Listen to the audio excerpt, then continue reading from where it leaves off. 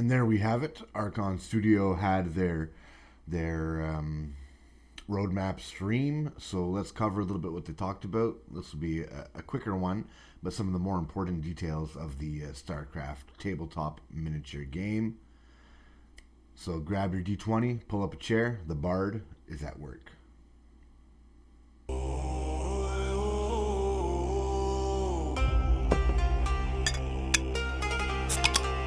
Strings are true, begins.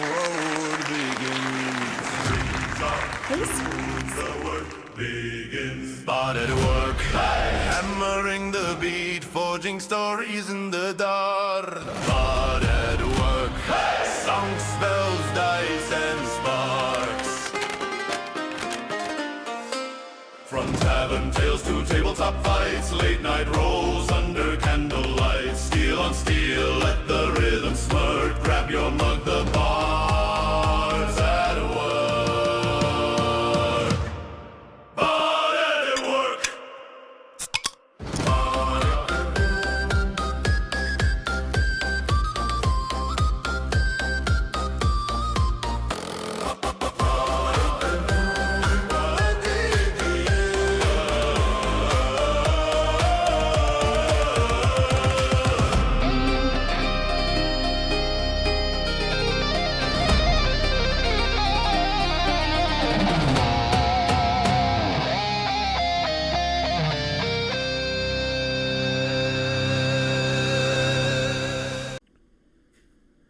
All right, let's get to it. I'm going to break it down into a few different sections. We're going to start by talking about the game itself. Just let me pull up my notes here. The game itself. Okay, so the game itself, they want it to be very clear that they're selling this as game in the box. If you buy the starter set, it's a 2-player game with 2 1,000-point armies. You'll have the I say army, but maybe it's squad is the better word. You'll have a 1,000-point Terran squad and a 1,000-point Zerg squad. You'll have terrain pieces in this box. You'll have tokens in this box. You'll have your battle map in this box. That'll be $199 US, so 300 and I don't know, 298.50. 298.50 Canadian. They said tax included. I don't know if how much I believe that part, but either way. So 298.50 for the Zerg and Terran set.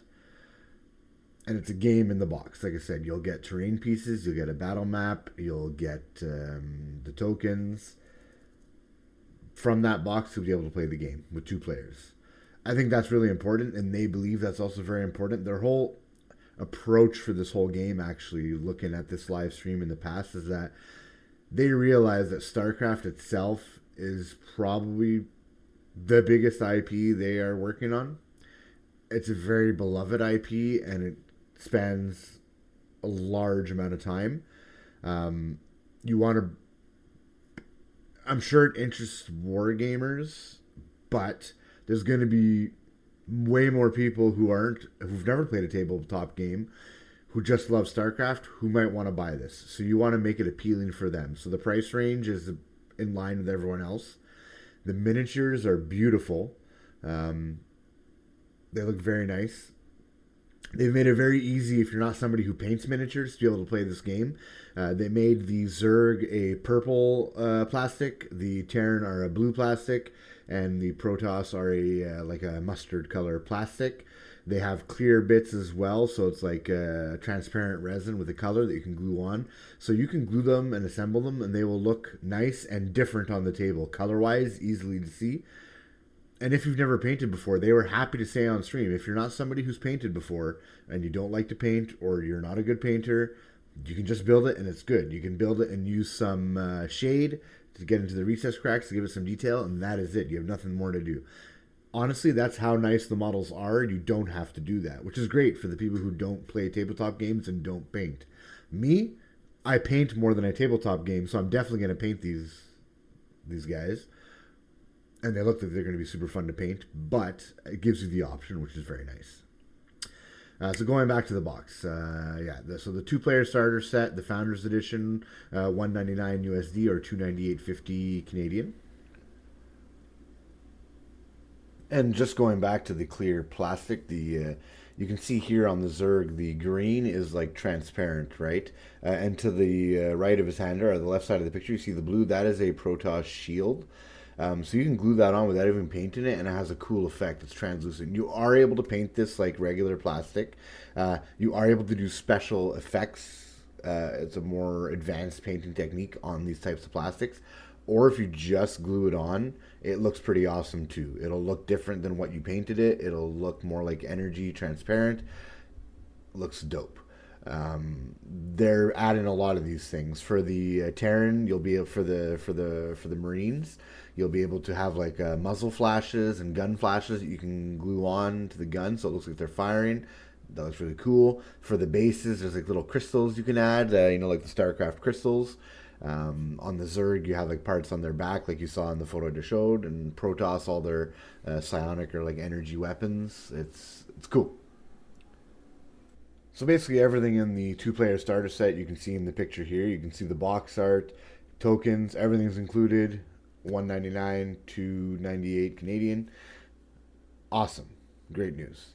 Then we'll move on to the next part. The next part of this is the Protoss starter set, which I believe will also drop at the same time. Let me just pull up the photo here. Here we go. So the Protoss starter set. Also, I believe a 1,000 point squad. It's probably less units because I believe they are stronger, like physically, than the Terran and the Zerg. But again, look at the detail on these models. It's amazing. They look so good. The box set. This box set will put you back 109 USD. So, crud. Let me pull up my notes here for a second. 163.50 Canadian. Tax in, if what they say is true. So it's about what you'd expect. They did say that for this pre-order phase, shipping will be included. It'll be free. So that's good news. And now for the burning question everyone is asking, when does this game come out? The game should be out in people's hands latest April, May, depending on how the shipping works. The pre-order date will open up no later than March 10th. And you will be able to also buy physically at Adepticon, which I believe is March 25th to the 29th this year, if I'm not mistaken. If you're going to Adepticon, make sure to pick up your copy. I wouldn't say wait until the last day. I don't know how much stock they're going to bring to this event. Probably a metric ton. But I also think they might be underestimating the popularity of this game, so we'll see. They will be on the trade floor there. Make sure to check them out, Archon Studios. So, pre-order, latest by March 10th. So start saving your ducats so you can afford to buy this game. Now, one other thing we need to take into mind when they're shipping, they said that because they build in-house, like it's not like they don't have other suppliers make this stuff for them, and they don't have parts coming from different parts in the world. It's literally made in-house.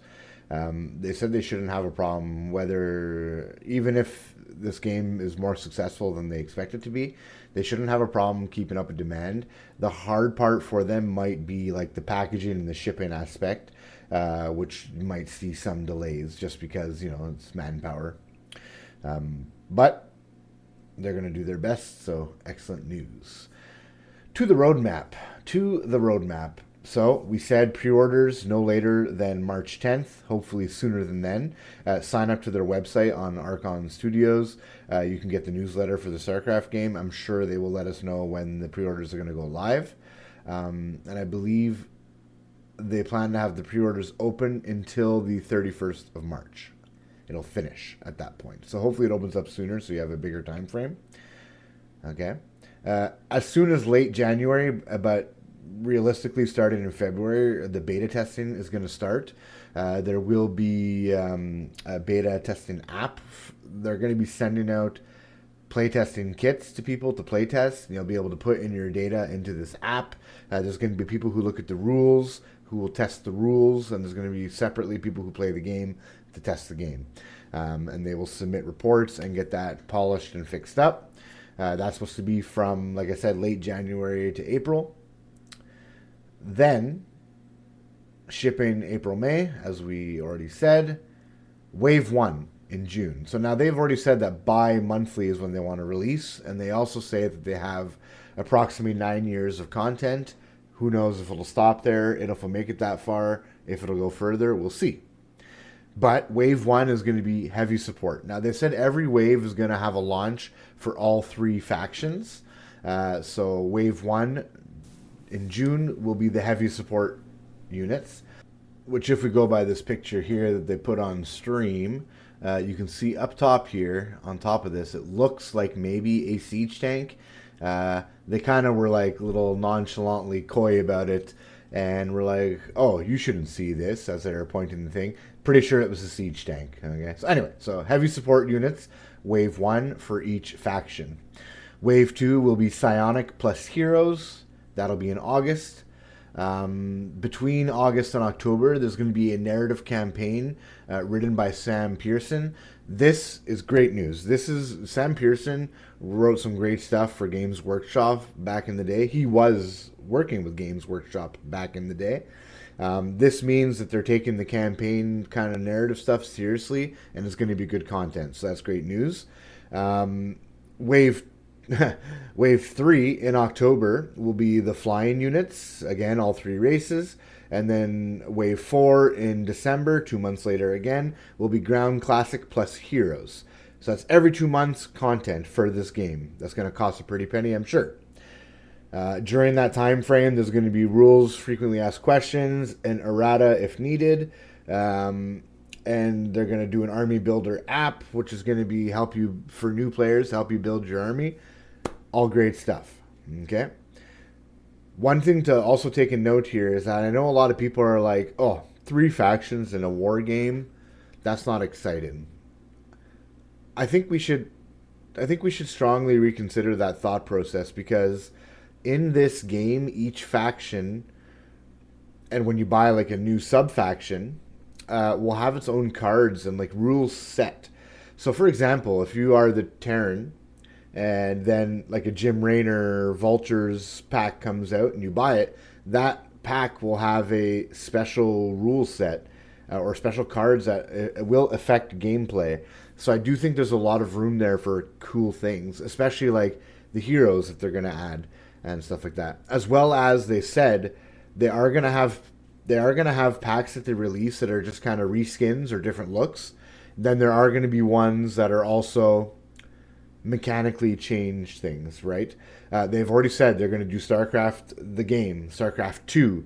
They're going to do StarCraft Brood War variants, stuff from the books, stuff. All that stuff is going to be in here. So you're going to see units you might never have seen before. You're going to see ones you recognize, and you're probably going to see ones that are really popular.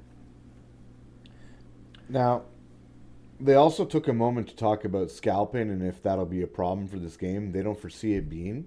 I also want to point out, I didn't know this about Archon Studios, but I really like their